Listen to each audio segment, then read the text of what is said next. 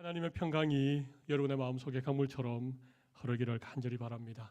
이 시간 우리 옆에 계신 분들에게 하나님의 평안이 강물처럼 흐르기를 바랍니다. 서로 한번 인사하겠습니다. 하나님의 평안이 강물처럼 흐르기를 바랍니다. 네. 지난 한 주간 하나님의 평안 가운데 승리하셨는지 아니면 전쟁을 치르고 이 자리에 나오셨는지 여러분의 얼굴을 봐서는 제가 잘 모르겠습니다. 아마 하나님의 은혜를 힘입어 믿음으로 한 주간을 잘 사신 분들도 이 자리에 계실 것이고, 또 지난 한 주간 이런저런 전쟁을 치르시느라고 몸도 마음도 상하여 죄송합니다. 하나님의 위로를 필요로 하는 그런 성도님들도 이 자리에 계신 것 같습니다. 사실 우리가 살아가는 세상은 만만치 않습니다. 수많은 영적 공격이 우리 앞에 놓여 있고, 또 우리의 마음을 두렵게 하는 수많은 일들도 세상에 많이 있는 것 같습니다. 현대 심리학자들이 인간을 두렵게 하는 원인이 무엇이 있을까? 이런 어떤 공포증, 영어로 포비아라고 하는데, 이런 어떤 공포에 대한 연구를 했습니다. 그래서 인간의 마음에 두려움을 주는 공포의 종류가 과연 몇 가지나 될까? 연구했더니 자그마치 645가지의 공포를 발견하게 되었습니다. 높은 곳에 올라가면 두려움을 느끼는 고소공포증, 그렇죠? 비행기를 타는 것이 두려운 비행공포증, 사방이 꽉 막혀 있는 어떤 공간에 들어가는 것을 두려워하는 폐쇄공포증, 벌레나 동물의 공포를 느끼는 사람들도 있습니다. 거미공포증, 그리고 고양이 공포증. 사람들이 제일 무서워하는 게 뱀이랍니다. 그래서 뱀 공포증이 사람에게 가장 많다, 이런 조사도 나와 있습니다. 뿐만 아니고 이 공황장애라고 들어보셨죠? 사람이 많이 모이는 곳에 가면 이런 어떤 광장 공포를 느끼는 이런 공포증도 있습니다. 대인 공포증도 있고, 치과 공포증, 치과에 가는 것을 두려워하는 치과 공포증도 있습니다. 645가지니까 제가 이 시간 다 말씀드리지 못하겠습니다만 수많은 두려움이 우리 주위에 있다는 것입니다. 그래서 누군가 좀 우스갯소리로 이런 모든 두려움으로부터, 이런 공포로부터 자유로운 사람이 딱 두 사람이 있는데, 한 사람은 죽은 사람, 죽은 사람이 자유롭다는 것입니다. 그리고 또 한 사람이 있는데, 제가 주일 오전 예배 시간에 이런 얘기 드려서 좀 죄송하지만 미친 사람, 정신 이상자, 이 두 사람을 빼고는 모든 사람들이 다 두려움을 느낄 수밖에 없는 존재라고 하는 것입니다. 성경을 연구하는 학자들이 성경 속에 명령형으로 기록되어진 말씀이 뭐가 제일 많은가 연구를 해봤습니다. 사랑하라, 이 명령도 아닙니다. 전도하라, 이런 명령도 아닙니다. 성경에 가장 많이 기록되어져 있는 명령은 두려워하지 말라라는 명령입니다. 혹시 여러분 리차드 범프란트라고 하는 루마니아의 목사님을 아시는지 모르겠습니다. 루마니아가 공산 지하에 있을 때 예수 믿는다는 이유 때문에 붙잡혀서 지하 감옥에 16년 정도를 이 심한 고통과 어려움 속에 이 감옥살이를 했던 이 범프란트 목사님이 이 언제 처형이 될지 모르는 두려움 속에서 그가 지내다가, 그가 가지고 있는 자그마한 성경을 펼쳐서 성경 속에 두려워하지 말라라고 하는 말씀이 기록되어진 것을 밑줄을 치면서 읽었답니다.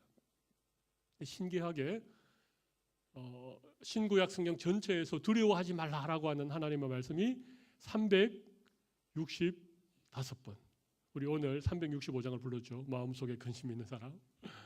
정확하게 365번이 기록되어져 있다는 것입니다. 1년 12달 365일 우리는 늘 마음의 두려움을 가지고 살아갑니다. 우리 이런 연약함을 하나님이 아시기 때문에 성경에 365번 두려워하지 말라는 하나님의 말씀이 기록되어져 있다는 것이죠. 여러분이 두려움이 언제부터 시작했을까요? 창세기의 말씀을 보면 아담과 하와가 하나님이 먹지 말라라고 한 선악을 알게 하는 나무의 실과를 먹고 난 이후에 그들이 하나님의 낯을 피하여 나무 사이에 숨었습니다. 하나님께서 아담아 네가 어디에 있느냐 그렇게 말씀하실 때 아담이 뭐라고 했는가 하면 우리가 벗어섬으로 두려워하여 숨었나이다.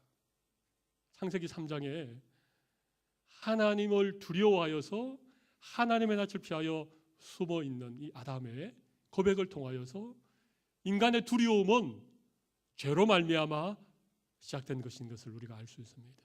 죄를 짓고 난 이후에 하나님의 얼굴이 두렵고 죄를 잡고 난 이후에 정령 죽으리라고 하는 이 죽음에 대한 공포가 우리에게 찾아왔다는 것입니다. 그래서 우리는 다 두려워할 수밖에 없는 존재인 것입니다. 가장 큰 두려움은 죽음과 그리고 외로움, 누군가로부터 소외되는 외로움, 그리고 실패, 이 세 가지 두려움이 우리에게 가장 큰 두려움이라고 누군가 얘기했습니다. 우리는 다 죽음에 대한 두려움을 가지고 있습니다. 외로움에 대한 두려움을 가지고 있습니다. 우리가 하고 있는 어떤 일이 실패할지 모른다는 이런 두려움을 우리가 가지고 있다는 것이죠. 하나님은 이스라엘 백성들을 향하여서 두려워하지 말라 이런 말씀을 참 자주 하셨는데 우리가 오늘 읽은 신명기 20장 1절과 3절 4절에도 계속해서 하나님이 두려워하지 말라 그렇게 말씀하고 계십니다. 오늘은 어떻게 우리가 이 두려움의 문제를 극복하고 수많은 영적 전쟁에서부터 승리할 수 있을까 이런 점들을 본문을 통해 함께 좀 나누어보면 좋겠습니다. 우리 오늘 본문 1절을 보십시오. 1절을 보시면 같이 한번 읽어볼까요? 1절을 같이 읽겠습니다. 시작. 내가 나가서 적군과 싸우려 할 때에 말과 병거와 백성이 너보다 많음을 볼지라도 그들을 두려워하지 말라. 애굽 땅에서 너를 인도하여 내신 내 하나님 여호와께서 너와 함께 하시느니라. 두려워하지 말라라고 하시는데 중요한 것은 지금 너희들이 너희의 눈으로 보는 너희 앞에 있는 적군들 그들을 보고 두려워하지 말라는 것입니다. 그들의 말이 많음을 보고 그들의 병거가 많음을 보고 두려워하지 말라. 그들의 군사의 숫자가 너희들보다 더 많은 것 때문에 그것을 보고 두려워하지 말라 그렇게 말씀하십니다. 여러분 우리가 우리 앞에 있는 세상을 바라보면 우리의 마음에 두려움이 찾아옵니다. 우리보다 강한 그 누군가를 바라볼 때 연약한 우리의 마음에 두려움이 찾아오죠. 우리보다 대단한 그 누군가를 바라보면서 우리의 마음에 두려움이 생기게 되는 것입니다. 그런데 하나님은 그들을 바라보지 말고 믿음의 눈을 열어 너희 가운데 함께 계시는 하나님을 바라보라 그렇게 말씀하십니다. 어떻게 우리가 두려움을 극복하고 영적인 전쟁에서 승리할 수 있는가?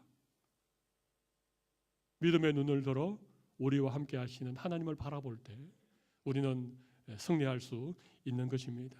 사랑하는 성도 여러분, 이 시간 믿음의 눈을 열어 우리 예배 가운데 친히 임재하시고 우리와 함께 하시는 하나님을 바라볼 수 있는 여러분들이 되시기를 바랍니다.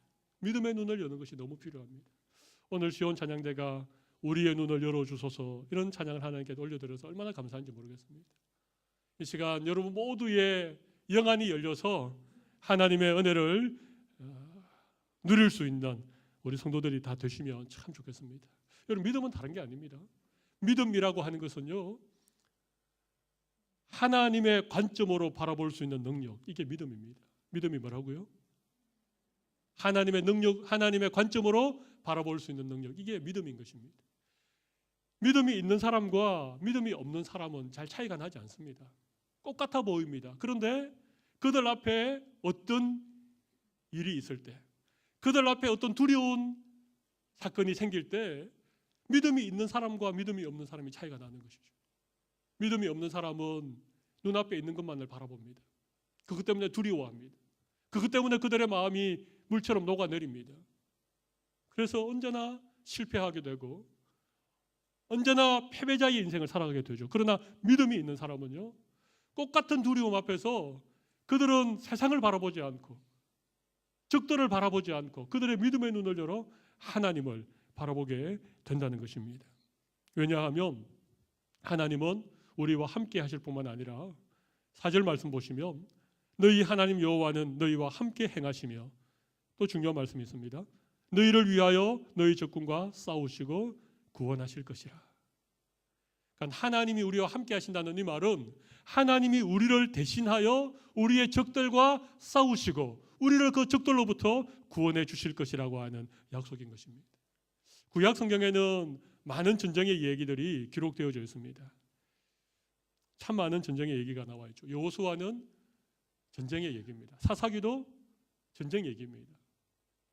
우리가 잘 아는 사무엘 상하, 열왕기 상하, 역대기 상하 다 이스라엘 왕들이 이스라엘 나라가 이웃 이방 민족들과 어떻게 전쟁을 치르는가, 그들로부터 어떻게 승리를 취하는가, 아니면 그들에게 패하여서 고난을 당하는가, 이런 얘기입니다. 구약에 기록되어진 수많은 전쟁 얘기 가운데 신기한 것은요, 하나님이 함께 하시는 전쟁, 하나님이 올라가라라고 허락한 전쟁은요 반드시 승리했다는 것입니다. 적들이 누구든지 그들의 숫자가 얼마나 많든지 상관없이. 그러나 반대로 하나님이 올라가지 말라, 하나님이 함께하지 않은 전쟁은 이스라엘이 늘 그 전쟁에서 패배했다는 것입니다. 여러분 잘 아는 것처럼 대표적인 그런 전쟁의 예가 아이성 전투입니다. 아이성은 작은 성입니다. 성 이름이 아이잖아, 그죠? 그래서 작은 성입니다. 성경에 여호수아 7장에 보면 아이성의 수요가 적다. 그래서 우리가 다 올라갈 필요가 없다. 우리 가운데 2,000명이나 3,000명쯤 올라가면 그 성을 차지할 수 있다. 그래서 여호수아가 3,000명의 군대를 아이성에 보냅니다. 그런데 아이성에서 패배했습니다. 이스라엘 백성 36명이 그 전투에서 전사했습니다. 그래서 여호수아가 옷을 찢고 하나님 앞에 엎드려서 그렇게 기도할 때 하나님이 왜 아이성의 전투에서 패했는지를 말씀해 주시죠. 이유가 뭡니까? 아간이라고 하는 그 한 사람이 범죄했기 때문에. 하나님이 여리고성을 점령할 때 그 안에 모든 것들을 다 불태워라고 말씀하셨는데 아간이 그 가운데 좋은 것들을 취하여서 숨겨둔 그 죄로 말미암아 하나님이 아이성 전쟁을 함께하지 않으셨던 것입니다. 그 난공불락의 여리고성을 정말 하나님께서 함께 하심으로 승리하게 되었는데 그 조그마한 아이성 앞에서 패배한 이유는요, 하나님이 함께하지 않았기 때문입니다. 하나님이 함께하지 않으시면요, 우리는 전쟁에서 승리할 수 없습니다. 그 성이 크냐, 그 군대가 많으냐, 말들이 많고 병거가 많고 적병들이 많으냐, 이건 중요하지 않습니다. 민수기 14장에 보면 우리가 너무 잘 아는 얘기가 나옵니다. 이스라엘이 가나안 땅을 정탐하러 보내죠. 각 지파의 대표 한 명씩 12명의 정탐꾼이 가나안 땅을 40일 동안 정탐하고 돌아와서 보고를 하게 됩니다. 10명의 정탐꾼은요 전부 다 불신의 보고를 합니다. 악평을 하게 됩니다. 우리는 그들의 밥이라고 그렇게 자기 스스로를 낮추어서 보고하게 되는 이 10명의 보고를 들은 이스라엘 백성들이 모세를 원망하고 하나님 앞에서 범죄하게 됩니다. 하나님께서 불신의 보고를 한 그 10명의 정탐꾼, 그들 보고 때문에 백성들이 하나님 앞에 범죄하게 했던 이 10명의 정탐꾼을 그 자리에서 하나님이 심판해 버리십니다. 10명이 그 자리에 죽었습니다. 그러니까 백성들의 마음에 두려움이 생겨서 우리가 올라가겠습니다. 우리가 가나안으로 올라가겠습니다. 그렇게 말을 했습니다. 그게 민수기 14장에 나옵니다. 민수기 14장 41절부터 그와 같은 말씀이 나옵니다. 우리 한번 볼까요? 우리 같이 한번 읽어봅시다. 모세가 이르되 너희가 어찌하여 이제 여호와의 명령을 범하느냐, 이 일이 형통하지 못하리라. 이 말은요, 우리가 이제 올라가겠습니다. 가나안 땅을 치러 올라가겠습니다. 그렇게 하자 모세가 이 일이 형통하지 못한다. 우리 42절을 계속해서 읽어보겠습니다. 여호와께서 너희 중에 계시지 아니하니 올라가지 말라. 너희에게 대적 앞에서 패할까 하노라. 43절 아말렉인과 가나안인이 너희 앞에 있으니 너희가 그 칼에 망하리라. 너희가 여호와를 배반하였으니 여호와께서 너희와 함께하지 아니하리라 하나. 44절 그들이 그대로도 산 꼭대기로 올라갔고 여호와의 언약궤는 모세와 진영을 떠나지 아니하였더라. 45절 아말렉인과 산간지대에 거주하는 가나안인이 내려와 그들을 무찌르고 호르맛까지 이르렀더라. 보십시오. 하나님이 함께하지 아니하셨습니다. 그래도 그들이 하나님의 명령을 어기고 산 위로 올라가서 그 아말렉 사람과 전쟁을 펼쳤는데 그들이 보기 좋게 패했습니다. 그리고 호르마라고 하는 곳까지 그들이 쫓겨갔습니다. 하나님이 함께하지 아니한 전쟁은요, 패할 수밖에 없습니다. 그러나 반대로 하나님이 함께한 전쟁에 대한 기록도 성경에 나오고 있습니다. 우리가 잘 아는 유대의 왕이었던 여호사밧. 이 여호사밧 왕 때 암몬과 모압이라고 하는 이 두 족속이 연합 군대를 형성해가지고 여호사밧을 공격해 왔습니다. 예루살렘을 치기 위하여서 그들이 바다의 모래처럼 큰 군대를 이루고 예루살렘 앞에 왔습니다. 이럴 때 여호사밧은 아무것도 할 수 있는 것이 없었습니다. 그때 여호사밧이 하나님 앞에 고백하는 내용이 열왕기하 20장에 나오는데 우리 본문 한번 보실까요? 열왕기하 20장 12절, 12절 13절 같이 한번 읽어봅시다. 우리 하나님이여 그들을 징벌치 아니하시나이까 우리를 치러 오는 이 큰 무리를 우리가 대적할 능력이 없고 어떻게 할 줄도 알지 못하였고 오직 주만 바라보나이다 하고 13절 유다 모든 사람들이 그들의 아내와 자녀와 어린이와 더불어 여호와 앞에 섰더라. 보십시오. 우리는 아무것도 할 수 있는 것이 없습니다. 그냥 하나님만 바라봅니다. 그리고 하나님 앞에 서 있는 것입니다. 우리 15절도 한번 읽어보겠습니다. 그때 선지자 아하시엘이 이렇게 얘기합니다. 같이 읽어봅시다. 아하시엘이 이르되 온 유다와 예루살렘 주민과 여호사밧 왕이여 들을지어다. 여호와께서 이같이 너에게 말씀하시기를 계속해서요. 너희는 이 큰 무리로 말미암아 두려워하거나 놀라지 말라. 이 전쟁은 너희에게 속한 것이 아니요 하나님께 속한 것이니라. 지금 여호사밧 왕과 온 유다의 백성들이 아람과 모압과 암몬의 연합 군대 앞에서 그들이 아무것도 할 수 없는 상황이었습니다. 그래서 그들이 그냥 하나님만 바라보고 하나님 앞에 서 있을 때에 하나님께서 이렇게 말씀하십니다. 너희는 이 큰 무리로 말미암아 두려워하거나 놀라지 말라. 왜 그렇습니까? 이 전쟁은 너희에게 속한 것이 아니요 하나님께 속한 것이기 때문이다. 할렐루야. 여러분, 전쟁은 하나님에게 속한 것입니다. 우리 17절 말씀을 같이 한번 읽어볼까요? 같이 읽어봅시다. 이 전쟁에는 너희가 싸울 것이 없나니 대열을 이루고 서서 너희와 함께한 여호와가 구원하는 것을 보라. 이 전쟁에는 너희가 싸울 것이 없다는 것입니다. 너희는 가만히 서서 너희와 함께한 여호와가 이 전쟁을 통하여서 너희 싸울 것을 너희를 구원하는 것을 보라. 그렇게 말씀하셨습니다. 마지막 23절도 같이 한번 읽어봅시다. 23절 같이 읽습니다. 곧 암몬과 모압 자손이 일어나 세일산 주민을 쳐서 진멸하고 세일 주민들을 멸한 후에는 그들이 서로 보십시오. 이 모압과 암몬 연합군이 세일을 공격하고 엉뚱하게 세일을 공격하고 그것을 쳐서 멸한 이후에 어떻게 했다고요? 그들이 서로 쳐 죽였다는 것입니다. 하나님이 그 모압과 암몬 그 군대를 어지럽게 하니까 그들이 서로 칼과창으로 서로를 찔러서 다 그냥 스스로 멸망했다는 것입니다. 이스라엘 군대들은요 손 하나 까딱하지 않았습니다.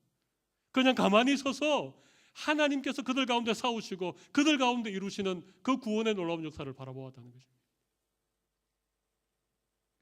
이것이 하나님께서 우리 가운데 계시다는 분명한 증거가 되는 것입니다. 엘리사 선지자가 활동한 시대에 이 암몬이라고 하는 나라가 강성해져서 이 북이스라엘을 침공하고 사마리아 성을 에워쌌던 적이 있습니다. 수많은 군대가 사마리아 성을 에워쌌을 때 엘리사의 이 종이었던 종이 두려워할 때 이 엘리사가 그 종에게 하는 말씀을 한번 찾아보면 좋겠습니다. 열왕기하 6장 15절에서 17절 말씀. 열왕기하 6장 15절로 17절 말씀. 같이 한번 읽어봅시다. 시작.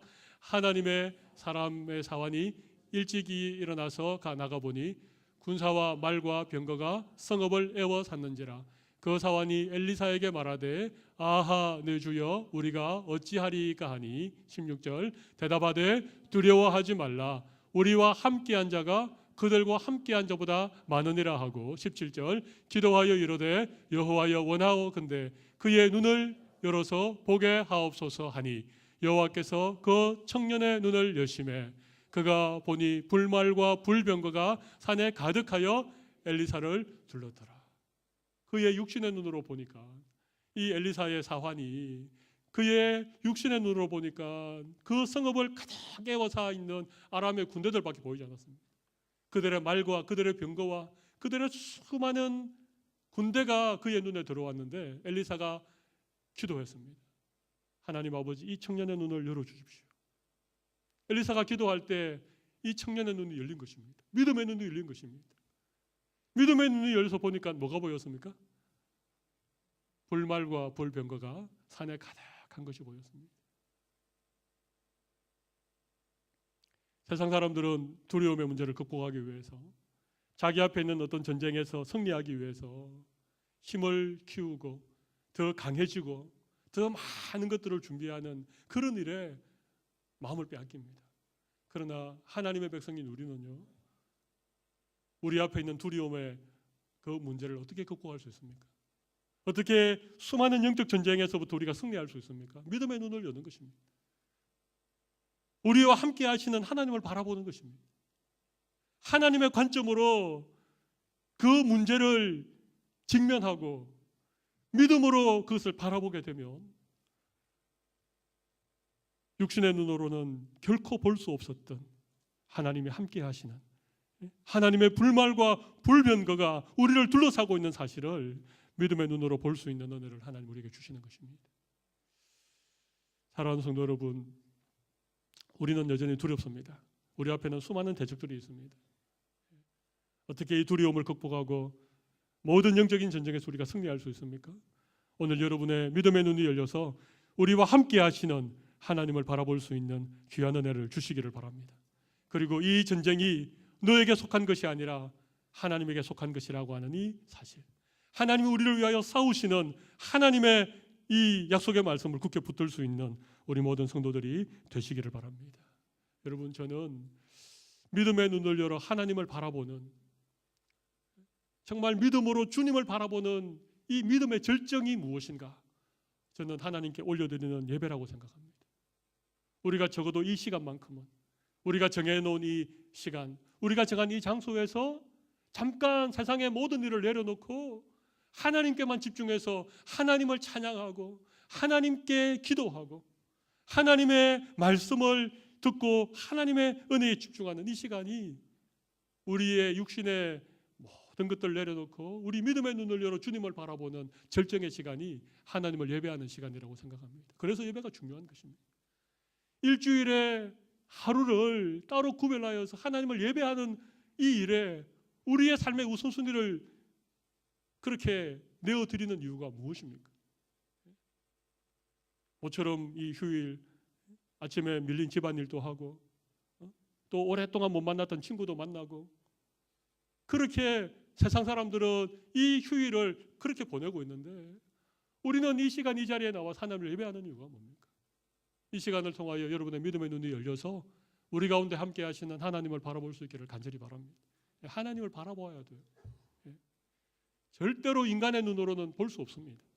육신의 눈으로는 하나님을 볼 수 없습니다. 그러나 믿음의 눈이 열리면 하나님이 우리와 함께 하시는 것을 보게 되어지고, 하나님이 우리를 위하여 예비하신 것들을 우리가 보게 되고, 하나님이 나를 위하여 싸우시는 그 놀라운 하나님의 은혜를 우리의 삶을 통하여 경험하게 될 것입니다. 오늘 이 귀한 은혜를 하나님 우리 모두에게 주시기를 바랍니다.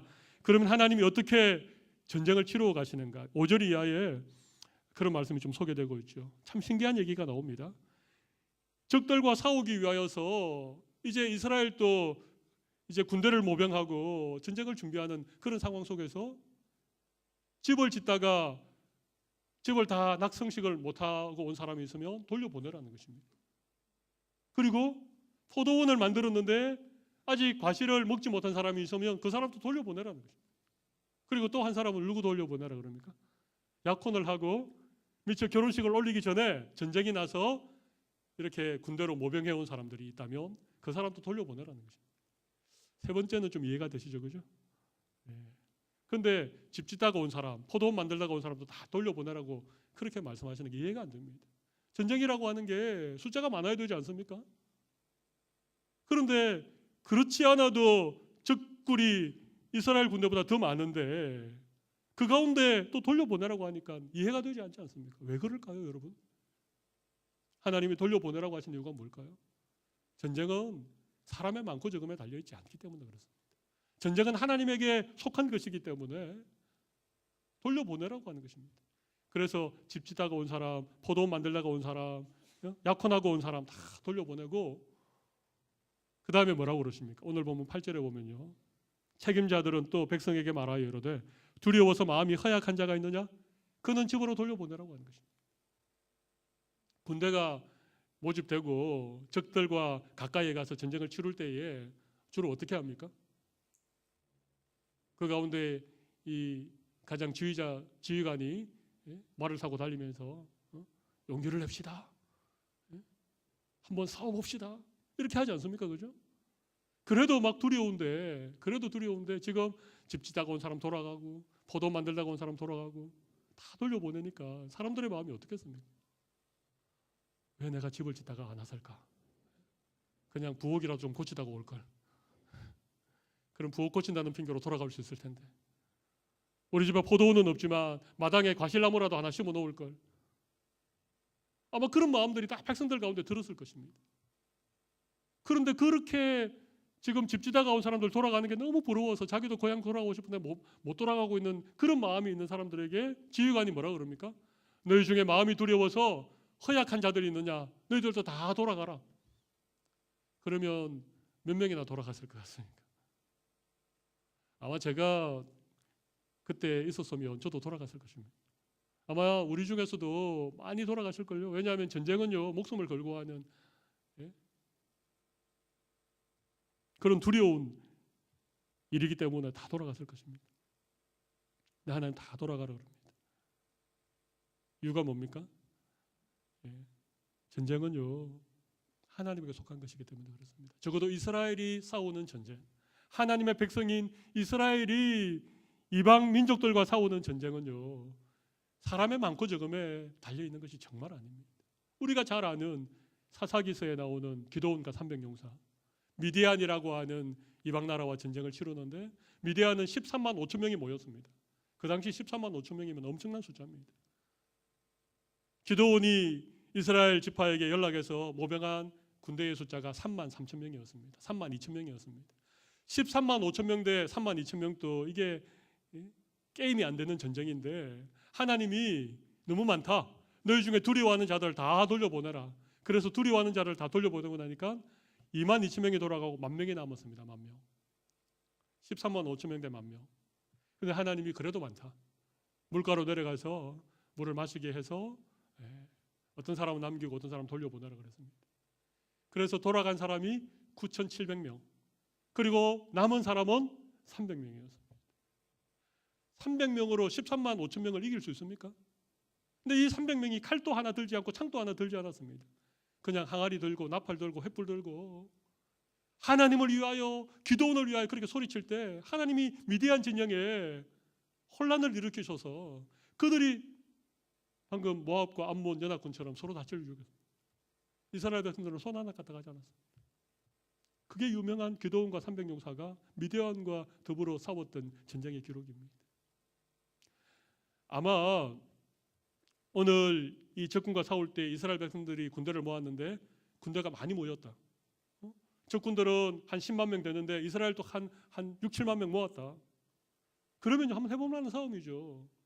좋은 무기를 쓰고 전략을 짜고 죽기 살기로 그렇게 싸우면 우리보다 더 큰 적군을, 더 많은 그런 적군을 이길 수 있는 가능성이 있죠.